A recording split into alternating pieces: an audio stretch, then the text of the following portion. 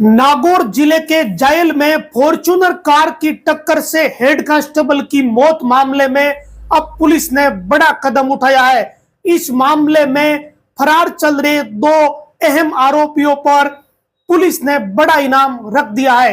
अजमेर के डीआईजी ओम प्रकाश ने दो आरोपियों पर 50-50 हजार रुपए का इनाम रखा है।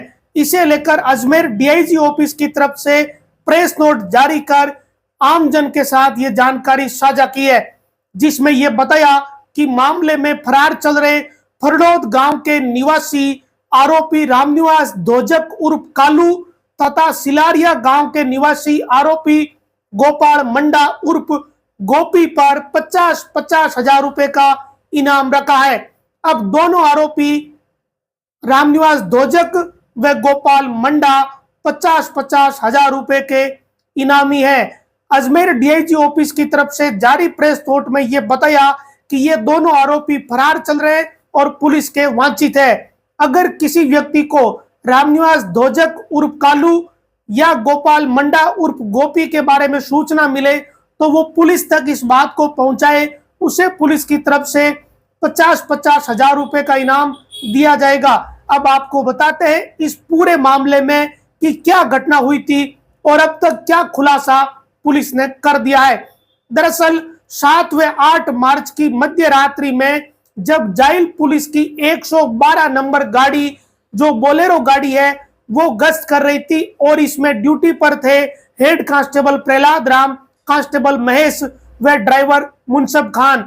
इस गश्त के दौरान पुलिस ने मध्य रात्रि में एक सफेद रंग की बोलेरो गाड़ी में सवार इन पुलिस कर्मियों ने फॉर्च्यूनर गाड़ी को देखा। सफेद रंग की फॉर्च्यूनर गाड़ी जब पुलिस को नजर आई और संदिग्ध लगी, तब इन्होंने फॉर्च्यूनर गाड़ी को रुकवाने के लिए अपनी बोलेरो से लाइट दी और इंडिकेटर देकर उसे रुकने का इशारा किया। जैसा कि रात्रि के समय पुलिस आमतौर पर करती है, पुलिस अपने वाहन की लाइट को तेज और धीमे करती है और इंडिकेटर जलाती है ताकि संकेत मिले सामने वाले को और वो रुक जाए। लेकिन फॉर्च्यूनर गाड़ी के चालक ने ऐसा करने की बजाय पुलिस की बोलेरो को देखकर अपनी गाड़ी फॉर्च्यूनर को भगा लिया। फॉर्च्यूनर लग्जरी वाहन होने के चलते उन्होंने तेज गति से इस गाड़ी को भगाया। पुलिस ने भी अपनी बोलेरो से इसका पीछा किया और जब रुकवाने की कोशिश की तब पुलिस ने यह जानकारी दी है कि फॉर्च्यूनर गाड़ी में सवार चालक ने पुलिस की बोलेरो को ही टक्कर मार दी और इस टक्कर के कारण जब तेज रफ्तार फॉर्च्यूनर ने बोलेरो को टक्कर मारी तो फॉर्च्यूनर की टक्कर से बोलेरो अनियंत्रित होकर सड़क किनारे बोर्ड से टकरा गई और जैसे ही गाड़ी बोर्ड से टकराई तो उसके बाद पलट गई। इसी कारण बोलेरो में आग भी लग गई। बोलेरो के पलटने और तुरंत आग लगने के कारण पुलिस कर्मियों को समय ही नहीं मिला और हेड कांस्टेबल प्रहलाद राम, चालक व कांस्टेबल तीनों गंभीर रूप से घायल हो गए। जैसे ही ये पता चला कि यह दुर्घटना हुई है तो उसके बाद हेड कांस्टेबल प्रहलाद राम और तीनों जनों को नागौर के जेलन अस्पताल पहुंचाया, जहां हालत गंभीर होने के चलते हेड कांस्टेबल प्रहलाद राम को जोधपुर रेफर कर दिया, लेकिन वो शहीद हो गए। अब इस पूरे मामले में पुलिस ने हत्या सहित धाराओं में मामला दर्ज कर इसकी जांच शुरू की और काफी प्रयासों के बाद पुलिस ने फॉर्च्यूनर गाड़ी RJ21 UB 7722 को जब्त कर लिया था। लेकिन इस गाड़ी में सवार सभी जने फरार चल रहे थे। करीब 9 दिन पहले पुलिस को एक बड़ी कामयाबी मिली। पुलिस ने डे गांव के आरोपी गणेश जाट को दबोचा, साथ में अटियासन गांव के निवासी सुनील जिंजा को भी दबोच लिया। अब इन दोनों से जब पूछताछ हुई तो कई तथ्य नए सामने आए और गाड़ी की जो पहचान समय रहते हो गई थी कि RJ21 UB 7722 नंबर की एक फॉर्च्यूनर है, तो उससे यह पता चला कि इस गाड़ी को कौन चलाता है, इस गाड़ी में आम दिनों में कौन कौन सवार होते हैं। उसके बाद जब गणेश और सुनील पकड़े गए तो नई चीजें सामने आई। पुलिस को यह पता चला कि ये 2 ही जने नहीं थे बल्कि कुछ और भी इसमें आरोपी है।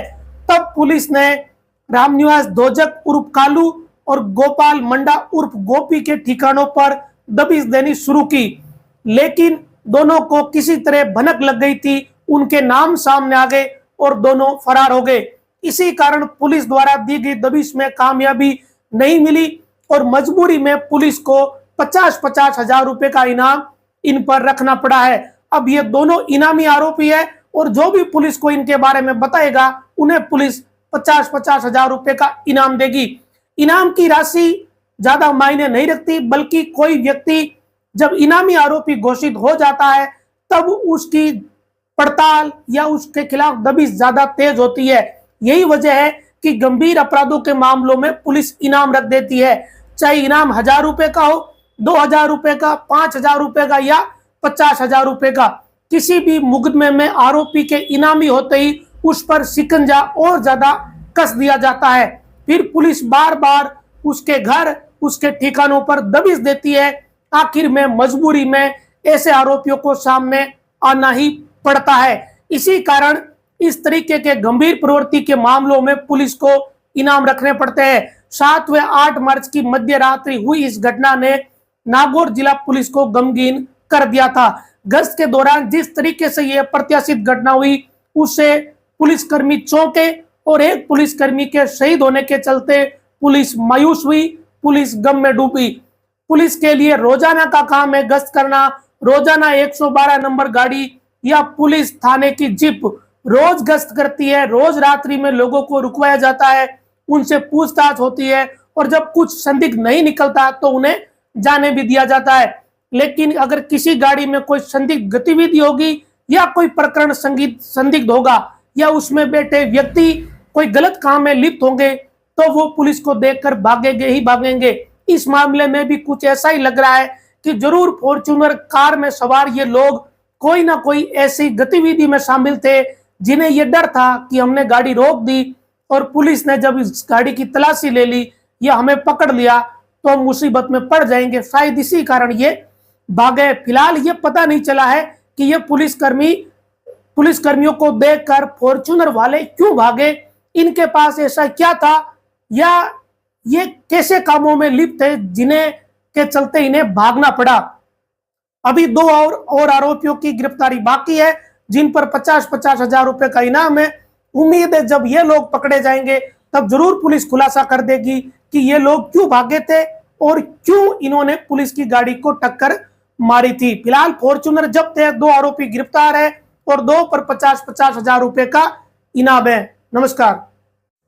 पुलिसकर्मी के इस मामले में अगर आप कोई प्रतिक्रिया देना चाहते हो तो कमेंट बॉक्स में अपनी प्रतिक्रिया दे सकते हो। वहीं अगर वीडियो और कंटेंट पसंद आ रहे तो चैनल को लाइक करें और सब्सक्राइब जरूर करें। नमस्कार।